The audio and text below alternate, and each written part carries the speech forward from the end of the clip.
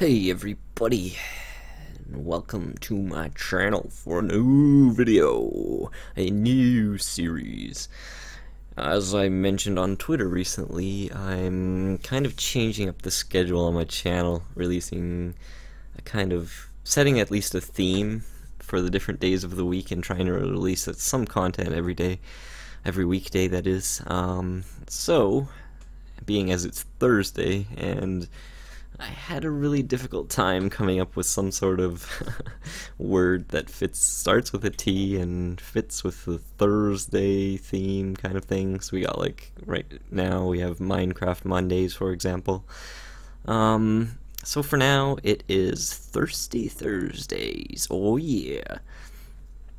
And in theme, we're basically going to be sticking to or trying out visual novels. So let's bring up the first one. We got Digital Love Story. This is a great game by Christine Love that was written for National Novel Writing Month, and I have played it before years ago. It's very enjoyable. It's free. I'll put a link down in the description for anyone who wants to try it out themselves. And let's just give it a playthrough. So, we're ready. Run. What's your screen name? Let's go with Raven, not Raveb. Alright. What's your real name? Don't worry, this information won't be shared with anyone else, so be honest. Go with Raven again. Now, what's your last name?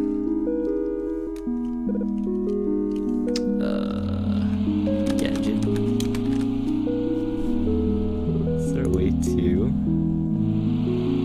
turn down the volume?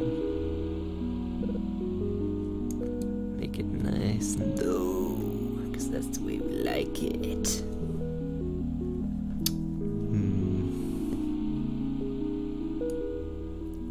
It over here.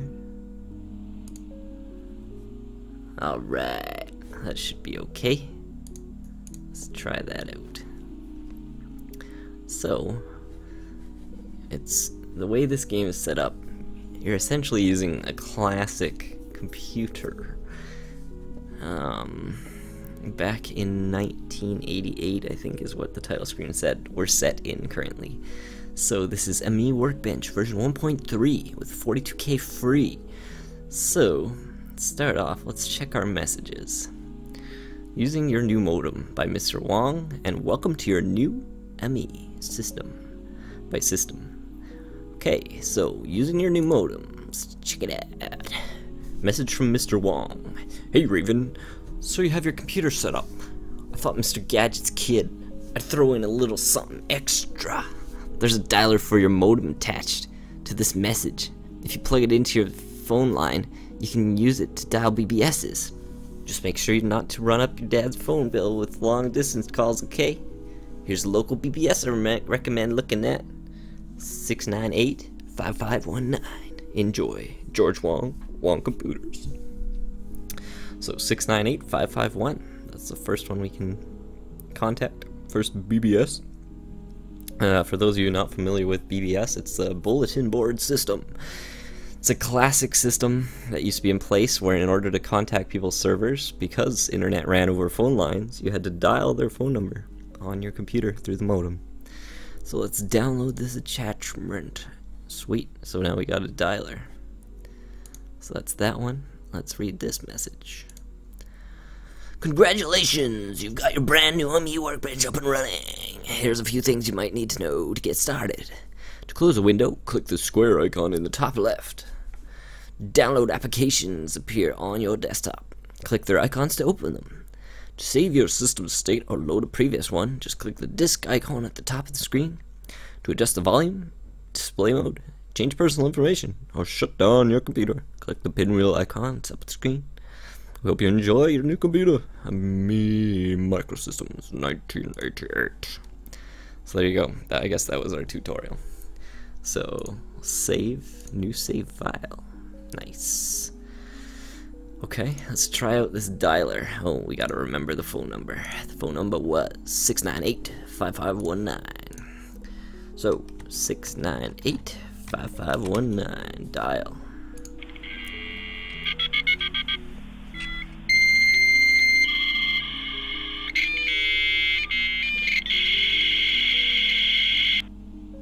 RIP headphone users. So we can close this. Alright, so this is the Lake City Local BBS. The sysop is JRook, 24 hours a day. The baud rate, 2 lines. Logo by this guy. Hosted by Super BBS. No doors, no BBS. Or no BS, just your best connection in all of Lake City. Let's log in. Or type new. Well, we got a new account because for the first time we're logging into this BBS. Please enter what you'd like your password to be. What should our password be? Our password will be the super secure password with 2 S's or 1 S. Password. Done. Thank you for registering. Messages. Okay, so we've got 3 users so far. Orfeo, Amelia, and Blue Sky. So, Orfeo. What is a BBS? Why, that's an awfully dumb question. In case you couldn't tell, you're on one right now. A BBS is short for Bulletin Board System. See, I told you. Where people come together online to post messages, share software, download text files, hold debates, and more. First poem by Amelia. You wrote me a love letter, promising that every word is true, but I'm confused by the signature. So remind me, who are you? Is it any good? It's the first time I've ever written a poem before, so be brutally honest, please. I'd really like to understand poetry better. Alright, let's send her a reply. Computer Viruses by Blue Sky. The first computer virus appeared on ARPANET back in the 70s, called the Creeper. Traveled across every open system on the network it could connect to. Spawned a copy of itself and dumped the phrase, "I'm the Creeper, catch me if you can," to the screen. Eventually a program called Reaper was developed to clear the infection. It worked in the exact same way, spreading like a virus across every available system on the network, self-replicated, and deleted the Creeper wherever it could be found. So I guess they killed the virus with another virus. Let's reply. Thanks for the information. Send PM. New private messages downloaded. Send message. Message sent.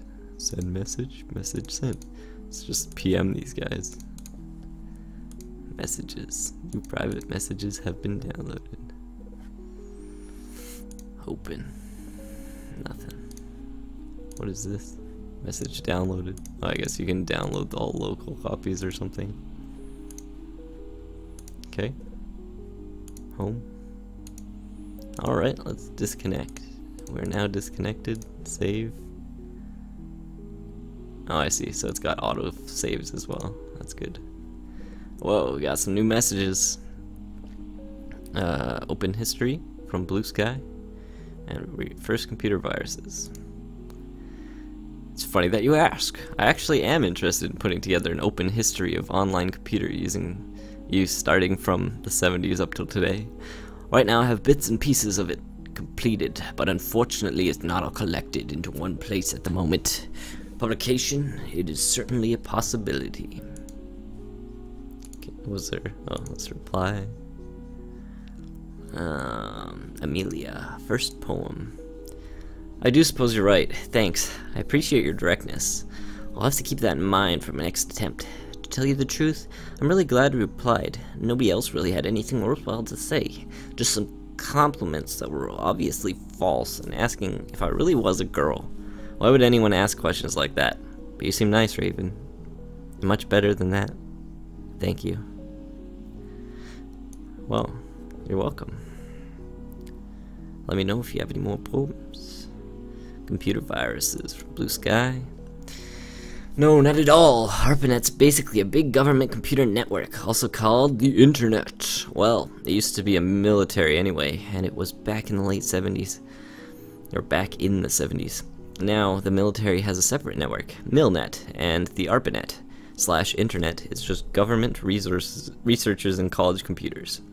Right now, it's just a couple hundred nodes with maybe a few thousand people accessing it in total. But it's growing way faster than most give it credit for. Especially now it's opening to commerce. By 1998, there'll probably be thousands of computers on it.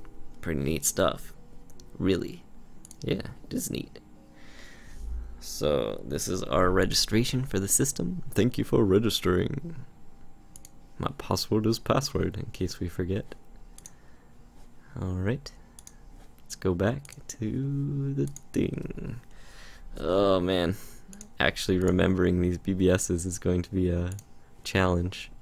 698-5519, 698-5519, 698-5519, dial.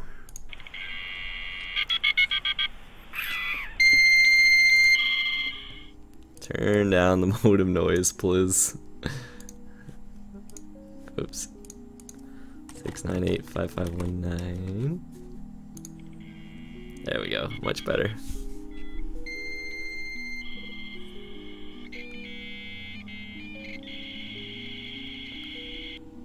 Alright. Anything new? Password. New private messages downloaded. The BBS FAQ 2. Computer viruses 2. Lack of downloads. How many people are on a BBS? Well, that varies depending on which you're on. It can be anywhere from dozens to over 100 users. Some will only allow one person to dial at a single time. Others have as many as 10 phone lines, letting many people stay online at once. Some are even further connected to bigger networks like FidoNet, or the internet connecting thousands of BBSs together, all across the entire world. Very interesting, Orfeo. Thanks for more history. I love it. Download messages. Computer viruses 2. Viruses didn't really hit the big time until they left the networks, and in 1981, a virus infecting floppy disk was released into the wild, slowly letting itself be passed around disk by disk. Now, anyone with an Apple II could be a target. But it wasn't until last year, in late 1987, that a virus that actually destroyed data was discovered on a closed network. Is it only a matter of time before destructive viruses spread to the general public? Only time could tell. But this scary prospect is also all too possible. Well, it is all too possible because we're seeing that nowadays. Lack of downloads by Figaro. Well, Lake City Local isn't really about the wares, hacking, or any other illegal stuff, you know. The sysop here doesn't really want to get himself arrested or anything. You could always check out The Matrix at 220-7683. That's where I always go anyway. So I guess there you go, we got our next BBS to check out. Send some messages just in case. Disconnect. Alright. Let's, one more message. Self-confidence. So I guess where you told Amelia that she needed more self-confidence. Oh, I know exactly what you mean. I really do feel the same way, all the time, you know. A lot of hackers have this very strong sense of self-identity, and I'm very envious of that. They're certainly certain of things, and I've learned very quickly not to be certain of anything. But I wish I could be. Does that make sense to you? Of course it makes sense. I completely understand what you're talking about. Alright, so The Matrix was lack of downloads. 220-7683. You know what? I'm going to get a notepad right here. I'm gonna grab my Pilot Custom 74 loaded with J.R. Bond Stormy Gray. I'm gonna write down these numbers. So, Matrix is 220-7683. we're gonna get the full classic experience of actually writing stuff down on paper. And we're gonna write down this one, which was 698. Lake City is what it was called, right? 698 5519. There we go. It's written down on this paper right in front of me. If you're playing along at home, grab a pen, grab a paper, write it all down. So, let's check out the matrix. 2207683.